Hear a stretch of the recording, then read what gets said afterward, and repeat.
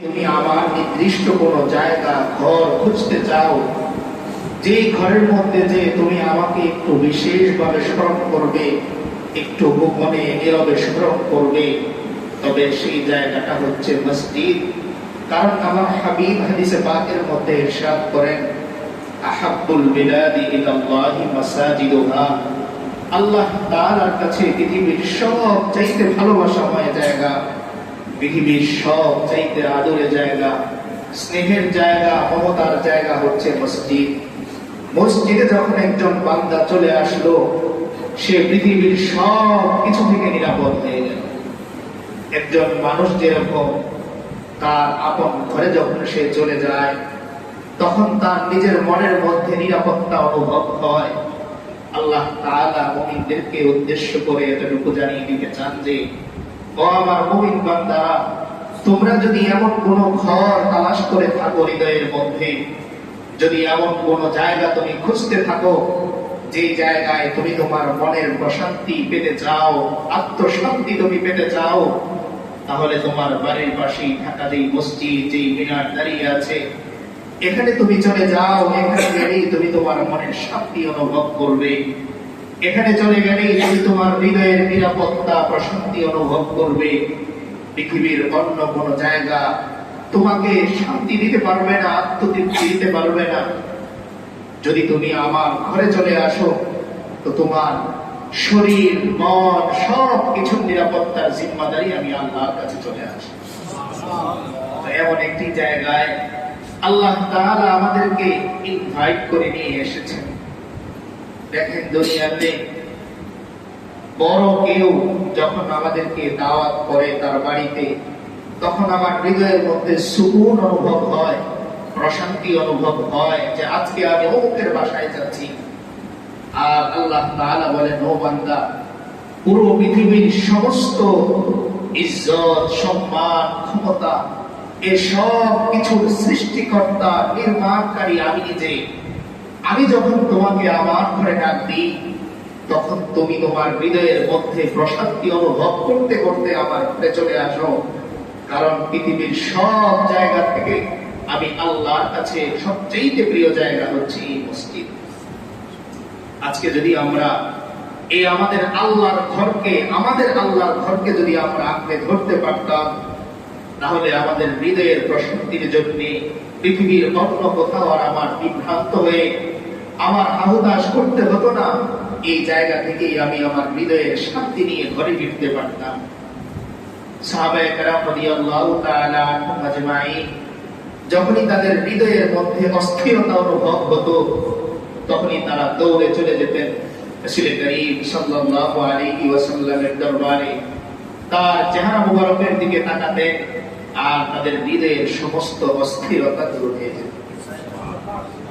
সাহাবায়ে কেরাম রাদিয়াল্লাহু তাআলা আনহুম আজমাইন রাসূল করিম সাল্লাল্লাহু আলাইহি ওয়াসাল্লামকে একবার জিজ্ঞেস করলেন, ইয়া রাসূলুল্লাহ, এই যে দুনিয়াতে আমরা যখন অস্থির হয়ে পড়ি, আমাদের হৃদয়ের মধ্যে যখন অশান্তি অনুভব হয়, অস্থিরতা অনুভব হয়, আমরা তো দৌড়ে আপনার দরবারে চলে আসি, আপনার চেহারা মুবারকের দিকে তাকাই, আর আমার হৃদয়ের মধ্যে সুকুন চলে আসে।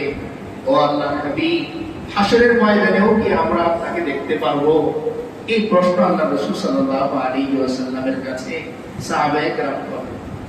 দেখেন, আজকাল দুনিয়াতে আমরা কত প্রশ্ন করি, কত চাওয়া আমাদের, কত আফসোস আমাদের, কিন্তু সাহাবায়ে কেরামের চাওয়া, সাহাবায়ে কেরামের আফসোস কি নিয়ে তাদের জীবনী যদি আমরা পড়ি, একটু দেখবো কোন সাহাবী এটা নিয়ে আফসোস করেন নেই যে আল্লাহর রাসূল, আমার কি টাকা পয়সা হবে, আমার কি বাড়ি গাড়ি হবে, কোনদিন জিজ্ঞেস করেননি। বরং কি প্রশ্ন করতেছেন, ইয়া রাসূলুল্লাহ, দুনিয়ার এই জিন্দেগীর মতন আখিরাতেও কি আমরা আপনাকে দেখতে পারবো? আল্লাহ রাসূল সাল্লাল্লাহু আলাইহি ওয়াসাল্লাম বললেন, ও আমার সাহাবীরা, তোমরা কি শোনোনি, আল মারউ মা মান আহাব্বা, যেই ব্যক্তি যাকে ভালোবাসে, হাসরের ময়দানে আল্লাহ তাআলা ওই ব্যক্তির সাথেই তাকে হাসর করবে। সাহাবায়ে কেরাম রাদিয়াল্লাহু তাআলা আনহুম আজমাইন সঙ্গে সঙ্গে দাঁড়িয়ে আল্লাহু আকবার বলে উঠলেন, বললেন, ওয়াল্লাহি, আল্লাহর শপথ করে বলছি ইয়া রাসূলুল্লাহ, আমরা আমাদের বাবা মায়ের চাইতেও আপনাকে অনেক বেশি ভালোবাসি।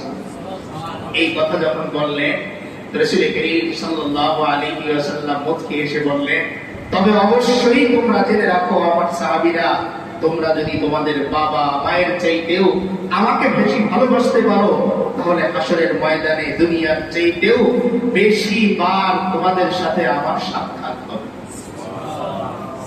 তো আল্লাহ তাআলা হাবিব, এমন একজন হাবিব আমাদেরকে দান করেছেন। হয়তো তাকে আমরা সচক্ষে দেখতে পাইনি, কিন্তু কি সৌভাগ্য আমাদের যে আমাদের মতো এরকম অযোগ্য ব্যক্তিদেরকেও আল্লাহ তাআলা তার প্রিয় হাবিব রাসূল করিম সাল্লাল্লাহু আলাইহি ওয়াসাল্লামের উম্মত হিসেবে নির্বাচন করেছে। এ কত বড় সৌভাগ্য আমাদের! আর কোনো আমাদের প্রশ্ন আল্লাহ করা দরকার নেই। যদি কেবল আল্লাহ তাআলা আমাদের এক একজনকে ডাকেন আর বলেন, ও আমার বান্দা, আমি কি তোমাকে মেহেরবানি করে আমার হাবিবের উম্মত তোমাকে বানাইনি? আমি কি মেহেরবানি করে সাইয়্যিদুল আম্বিয়া ওয়াল মুরসালিন আকায়ে নামদার তাজদার মদিনা মুহাম্মদুর রাসূলুল্লাহ সাল্লাল্লাহু আলাইহি ওয়াসাল্লামের উম্মত তোমাকে বানাইনি? এরপরেও তুমি আমাকে দুনিয়ায় সন্তুষ্ট করে আসতে পারলে না। এরপরেও তুমি কবরে যাওয়ার আগে কবরের সফরা নিয়ে আসতে পারলে না। এর চাইতে আফসোসের আর কি আছে?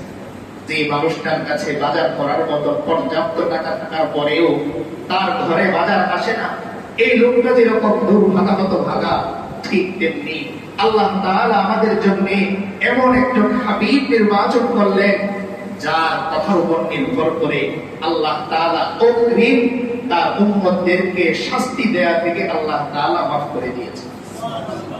রাসূল করিম সাল্লাল্লাহু আলাইহি ওয়াসাল্লাম গোটা জীবন এখনো পর্যন্ত মদিনায় শুয়ে কেবল আল্লাহর কাছে ইয়া উম্মতি বলেন, বারবার